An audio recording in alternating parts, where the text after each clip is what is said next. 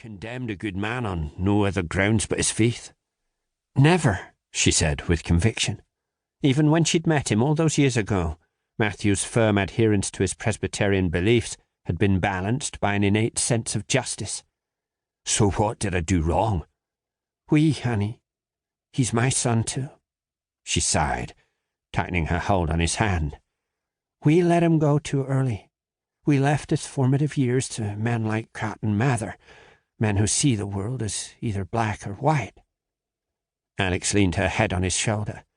The son they'd sent away to distant Massachusetts to be educated as a minister had returned a man convinced of his own moral superiority. "Maybe he doesn't understand what the consequences may be." Matthew snorted in response. "Fool!" At that precise moment, Daniel stepped outside.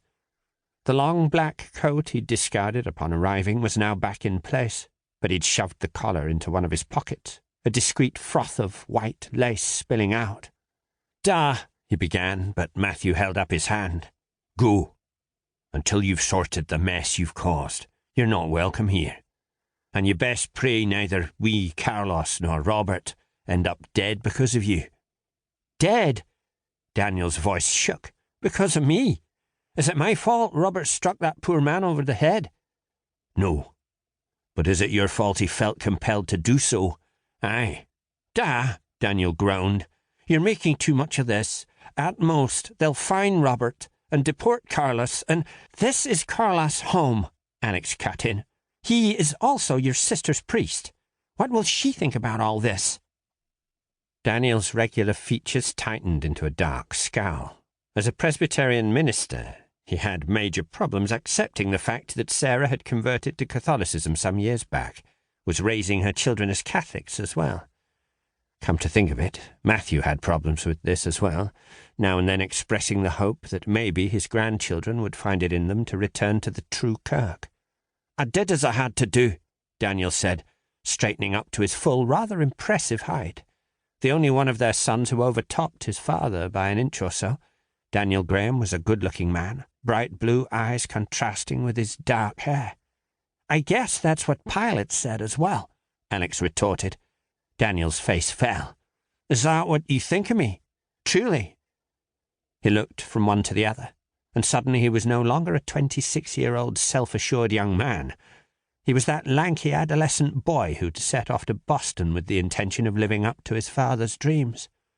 It was Matthew who'd so fervently wanted one of his sons to become a minister, and it had fallen to Daniel to do so. Matthew made as if to say something, but Alex gestured for him to be quiet. She stood up and approached Daniel, who regarded her warily. The thick, dark lashes he shared with his father lowered protectively over his eyes. "You've done wrong, and you don't need me to tell you that, do you?" A fiery flush crept up Daniel's cheeks. "I don't." Alex placed a finger over his lips.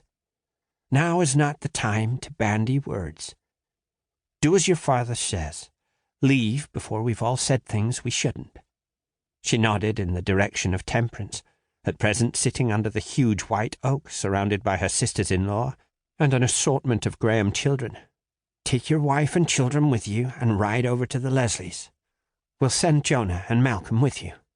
"If I go, Julian and Ruth will go with me." Daniel's chin rose, a challenge in his voice. "Julian?" Alex raised her brows. "I don't think so.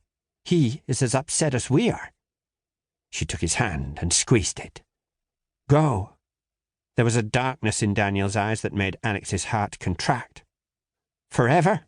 he asked. "God, you're an idiot at times," she replied. "Of course not forever. You're our son, and even if both of us would gladly belt you until your arse glows, we still love you. It's just that we distinctly dislike you at present." Daniel gave a short bark of laughter. "And am I to feel comforted by that?" "That's all you're getting at the moment." She crossed her arms over her chest. "And your father is right. You'd best pray both Carlos and Robert come through this unscathed." Ian Graham watched his brother storm across the yard, making for the stables.